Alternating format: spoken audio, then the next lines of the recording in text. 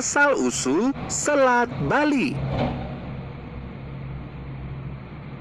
Jauh di masa lampau, ada seorang Brahmana yang bernama Sidi Mantra. Ia sangat terkenal karena tekun beribadah dan sakti. Karena itu, Batara Guru memberikan kekayaan yang melimpah. Sidi Mantra memiliki anak bernama Manik Angkara. Anak tersebut memiliki sifat yang bertolak belakang, suka bermain judi sabung ayam. Karena kegemarannya berjudi inilah, Manik Angkaran berhutang ke sana-sini. Untuk membayar semua hutang itu, ia pun mengambil harta milik orang tuanya. Begitu terus, hingga semua harta milik orang tuanya pun habis. Suatu hari, Sidi Mantra mengambil uang di gudang. Betapa terkejutnya ia, kotak berharganya sudah kosong.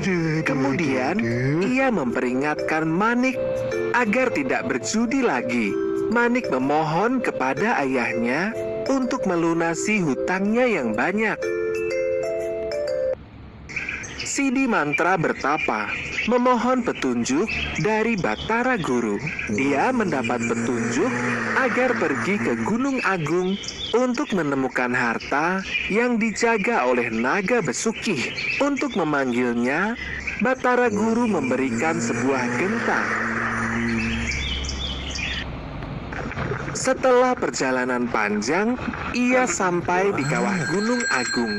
Sidi Mantra meminta sedikit harta dari naga Besuki. Sang naga memberikan hartanya dengan syarat agar anaknya menggunakan secara bijak.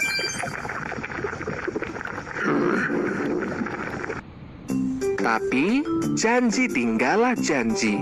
Manik Angkaran malah berjudi dan berjudi menggunakan harta pemberian ayahnya. Ayahnya pun tidak mau membantunya lagi. Saat Manik kebingungan, seorang warga memberitahunya untuk pergi ke Gunung Agung dan bertemu naga Besuki. Kabarnya, naga Besuki dapat memberikan harta sesuai permintaan kita. Manik pun bergegas pergi dengan membawa genta dari rumahnya. Walaupun jalan yang dia lewati menyeramkan, tapi ia tidak menyerah. Sesampainya di lokasi, Manik berbohong kepada naga Besuki. Ia berkata diutus ayahnya untuk meminta lagi sedikit harta. Karena kasihan, naga Besuki tetap memberikannya. Manik pun tertarik dengan permata besar yang ada pada ekor naga. Manik segera menebas ekor naga Besuki dan lari menjauh dari kawah. Sang naga marah, lalu mengeluarkan api dan membakar seluruh tubuh Manik Angkaran. Sidi Mantra merasa ada yang tidak beres. Kemudian, ia mencari anaknya ke Gunung Agung.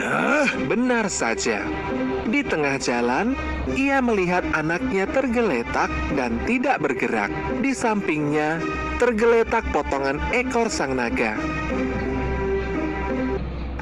Sidi Mantra menemui naga Besuki untuk menghidupkan kembali anaknya. Sang naga meminta Sidi Mantra mengembalikan ekornya dahulu. Dengan kesaktian Sidi Mantra, ekor naga kembali seperti semula.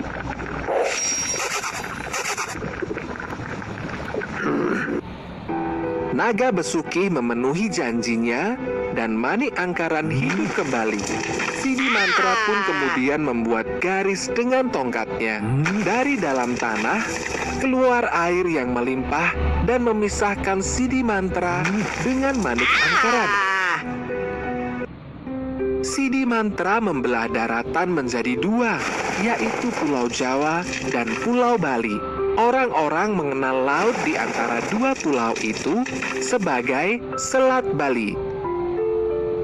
Nasihat dari cerita ini adalah, patuhilah orang tuamu. dan turutilah nasihatnya. Janganlah engkau menjadi serakah, apalagi soal harta, karena sifat serakah dan tamak akan menjerumuskanmu ke dalam masalah.